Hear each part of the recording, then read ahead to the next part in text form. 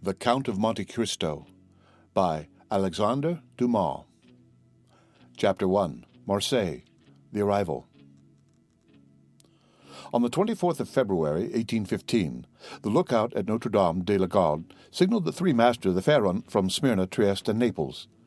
As usual, a pilot put off immediately, and, rounding the Chateau de l'If, got on board the vessel between Cape Morgan and Rion Island. As usual, a pilot put off immediately, and, rounding the Chateau de l'If, got on board the vessel between Cape Morgan and Rion Island. Immediately, and according to custom, the ramparts of Fort Saint-Jean were covered with spectators. It is always an event at Marseilles for a ship to come into port, especially when this ship, like the Pharaon, has been built, rigged, and laden at the old Fosse docks, and belongs to an owner of the city. The ship drew on and had safely passed the strait, which some volcanic shock has made between the Caleraine and Jaros Islands, had doubled Pomègue, and approached the harbor under topsails, jib, and spanker, but so slowly and sedately that the idlers, with that instinct which is the forerunner of evil, asked one another what misfortune could have happened on board. However, those experienced in navigation saw plainly that if any accident had occurred, it was not to the vessel herself, for she bore down with all the evidence of being skillfully handled, the anchor a cockbill, the jib-boom guys already eased off, and standing by the side of the pilot, who was steering the Pharaon towards the narrow entrance of the inner port, was a young man who, with activity and vigilant eye, watched every motion of the ship, and repeated each direction of the pilot.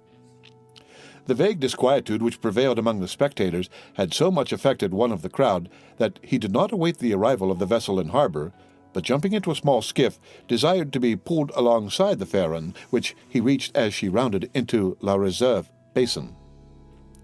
When the young man on board saw this person approach, he left his station by the pilot and, hat in hand, leaned over the ship's bulwarks. He was a fine, tall, slim young fellow of 18 or 20, with black eyes and hair as dark as a raven's wing, and his whole appearance bespoke that calmness and resolution peculiar to men accustomed from their cradle to contend with danger. "Ah, is it you, Dante?" cried the man in the skiff. "What's the matter, and why have you such an air of sadness aboard?" "A great misfortune, Monsieur Morel," replied the young man. "A great misfortune for me especially. Off Civita Vecchia we lost our brave Captain Leclerc." "And the cargo?" inquired the owner eagerly. "Is all safe, Monsieur Morel, and I think you will be satisfied on that head. But poor Captain Leclerc." "What happened to him?" asked the owner with an air of considerable resignation. "What happened to the worthy captain?" "He died." "Fell into the sea?" "No, sir. He died of brain fever in dreadful agony." Then turning to the crew, he said, "Bear a hand there to take in sail." All hands obeyed, and at once the 8 or 10 seamen who composed the crew sprang to their respective stations at the spanker brails and outhaul, topsail sheets and halyards, the jib downhaul, and the topsail clewlines and buntlines. The young sailor gave a look to see that his orders were promptly and accurately obeyed, and then turned again to the owner. "And how did this misfortune occur?" inquired the latter, resuming the interrupted conversation. "Alas, sir, in the most unexpected manner. After a long talk with the harbour-master, Captain Leclerc left Naples greatly disturbed in mind. In 24 hours he was attacked by a fever and died 3 days afterwards. We performed the usual burial service, and he is at his rest, sewn up in his hammock, with a 36-pound shot at his head and his heels off El Giglio Island. We bring to his widow his sword and cross of honour. It was worth while truly," added the young man with a melancholy smile, "to make war against the English for 10 years, and to die in his bed at last like everybody else." "Why, you see, Edmund," replied the owner, who appeared more comforted at every moment, "we are all mortal, and the old must make way for the young. If not, why there would be no promotion. And since you assure me that the cargo is all safe and sound, Monsieur Morel, take my word for it, and I advise you not to take 25,000 francs for the profits of the voyage." Then, as they were just passing the round tower, the young man shouted, "Stand by there to lower the topsails and jib. Brail up the spanker." The order was executed as promptly as it would have been on board a man-of-war. "Let go, and clew up." At this last command, all the sails were lowered, and the vessel moved almost imperceptibly onwards. "Now, if you will come on board, Monsieur Morel," said Dante, observing the owner's impatience. "Here is your supercargo. Monsieur Danglars is coming out of his cabin, who will furnish you with every particular. As for me, I must look after the anchoring and dress the ship in mourning." The owner did not wait for a second invitation. He seized a rope which Dante flung to him, and with an activity that would have done credit to a sailor, climbed up the side of the ship, while the young man, going to his task, left the conversation to Danglars, who now came toward the owner. He was a man of 25 or 26 years of age, of unprepossessing countenance, obsequious to his superiors, insolent to his subordinates, and this, in addition to his position as responsible agent on board, which is always obnoxious to the sailors, made him as much disliked by the crew as Edmond Dante was beloved by them. "Well, Monsieur Morel," said Danglars, "you have heard of the misfortune that has befallen us?" "Yes." "Yes, poor Captain Leclerc. He was a brave and an honest man, and a first-rate seaman, one who had seen long and honourable service, as became a man charged with the interests of a house so important as that of Morel and Sons," replied Danglars. "But," replied the owner, glancing after Dantès, who was watching the anchoring of his vessel, "it seems to me that a sailor need not be as old as you say, Danglars, to understand his business, for our friend Edmund seems to understand it thoroughly, and not to require instruction from anyone." "Yes," said Danglars, darting at Edmund a look gleaming with hate. "Yes, he is young, and youth is invariably self-confident." Scarcely was the captain's breath out of his body when he assumed the command without consulting anyone, and he caused us to lose a day and a half at the island of Elba instead of making for Marseille direct. "As to taking command of the vessel," replied Morel, "that was his duty as captain's mate. As to losing a day and a half off the island of Elba, he was wrong, unless the vehicle needed repairs. The vessel was in as good condition as I am, and as, I hope, you are, Monsieur Morel, and this day and a half was lost from pure whim for the pleasure of going ashore and nothing else." "Dante," said the ship-owner, turning toward the young man, "come this way." "In a moment, sir," answered Dante, "and I'm with you." Then, calling to the crew, he said, "Let go!" The anchor was instantly dropped, and the chain ran rattling through the porthole. Dante continued at his post in spite of the presence of the pilot until this maneuver was completed, and then he added, "Half-mast the colours and square the yards." "You see," said Danglars, "he fancies himself captain already, upon my word." "And so in fact he is," said the owner, "except your signature and your partner's, Monsieur Morel." "And why should he not have this?" asked the owner. "He is young, it is true, but he seems to me a thorough seaman and of full experience." A cloud passed over Danglars' brow. "Your pardon, Monsieur Morel," said Dante, approaching. "The vessel now rides at anchor, and I am at your service. You hailed me, I think?" Danglars retreated a step or two. "I wish to inquire why you stopped at the island of Elba." "I do not know, sir. It was to fulfill the last instructions of Captain Leclerc, who, when dying, gave me a packet for Marshal Bertrand." "Then did you see him, Edmund?" "Who?" "The Marshal." "Yes." Morel looked around him, and then, drawing Dante on one side, he said suddenly, "And how is the Emperor?" "Very well, as far as I could judge from the sight of him." "You saw the Emperor, then?" "He entered the Marshal's apartment while I was there." "And you spoke to him?" "Why, it was he who spoke to me, sir," said Dante with a smile. "And what did he say to you?" "Asked me questions about the vessel, the time she left Marseille, the course she had taken, and what was her cargo. I believe if she had not been laden and I had been her master, he would have bought her, but I told him I was only mate and that she belonged to the firm of Morel and Son." "Ah, yes," he said, "I know them.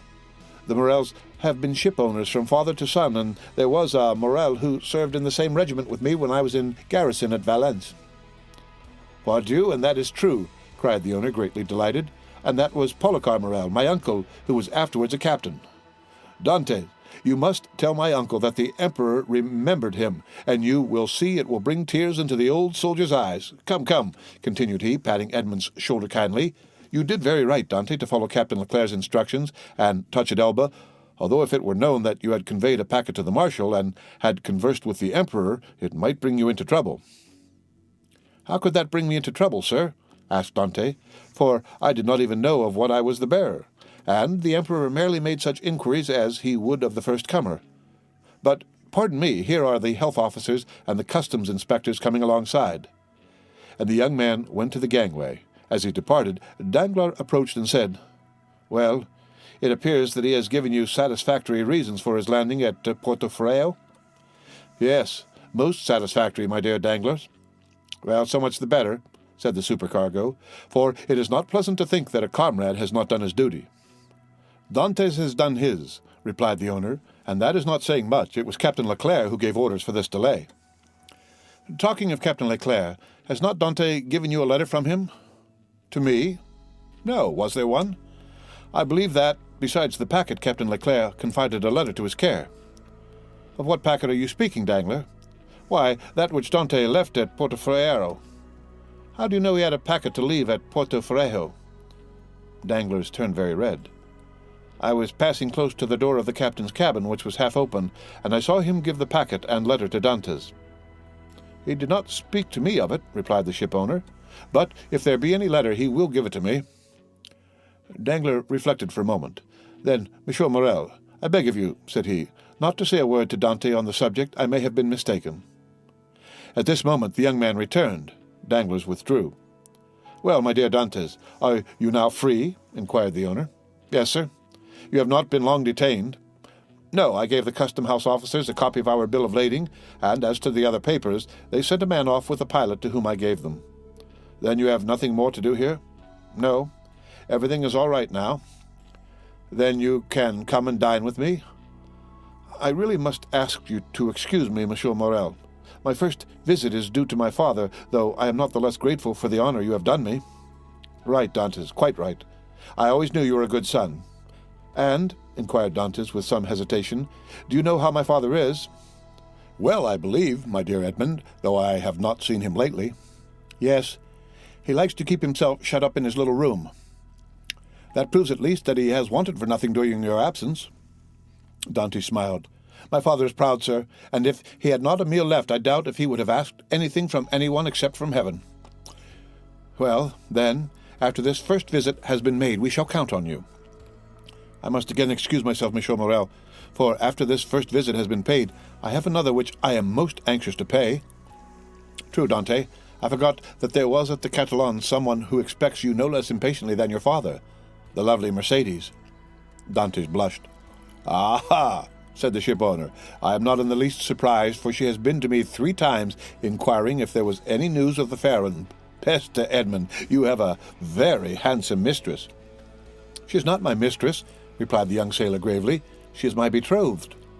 Sometimes one and the same thing, said Morel with a smile. Not with us, sir, replied Dantes. Well, my dear Edmund, continued the owner, don't let me detain you. You have managed my affairs so well that I ought to allow you all the time you require for your own. Do you want any money? No, sir. I have all my pay to take, nearly 3 months' wages. You are a careful fellow, Edmund. Say I have a poor father, sir. Yes, I know how good a son you are, so now hasten away to see your father. I have a son, too, and I should be very wroth with those who detained him from me after a 3 months' voyage. Then I have your leave, sir? Yes, if you have nothing more to say to me. Nothing. Captain Leclerc did not, before he died, give you a letter for me? He was unable to write, sir, but that reminds me that I must ask your leave of absence for some days. To get married? Yes, first, and then to go to Paris. Very good. Have what time you require, Dantes. It will take quite 6 weeks to unload the cargo, and we cannot get you ready for sea until 3 months after that. Only be back again in 3 months, for the Pharaon, added the owner, patting the young sailor on the back, cannot sail without her captain. Without her captain? Cried Dantes, his eye sparkling with animation. Pray mind what you say, for you are touching on the most secret wishes of my heart. Is it really your intention to make me captain of the Pharaon? If I were sole owner, we'd shake hands on it now, my dear Dante, and call it settled. But I have a partner, and you know the Italian proverb, Chi ha compagno ha padrone. He who has a partner has a master, but the thing is at least half done, as you have 1 out of 2 votes. Rely on me to procure you the other. I will do my best. Ah, Monsieur Morel, exclaimed the young seaman with tears in his eyes, and grasping the owner's hand. Monsieur Morel, I thank you in the name of my father and of Mercedes. That's all right, Edmund. There's a providence that watches over the deserving. Go to your father, go and see Mercedes, and afterwards come to me. Shall I row you ashore? No, thank you. I shall remain and look over the accounts with Danglars. Have you been satisfied with him this voyage? That is according to the sense you attach to the question, sir. Do you mean, is he a good comrade? No, for I think he never liked me since the day when I was silly enough, after a little quarrel we had, to propose to him to stop for 10 minutes at the island of Monte Cristo to settle the dispute, a proposition which I was wrong to suggest, and he quite right to refuse. If you mean as responsible agent when you ask me the question, I believe there is nothing to say against him, and that you will be content with the way in which he has performed his duty. But tell me, Dantes, if you had command of the Pharaon, should you be glad to see Danglars remain? Captain or mate, Monsieur Morel, I shall always have the greatest respect for those who possess the owner's confidence. That's right.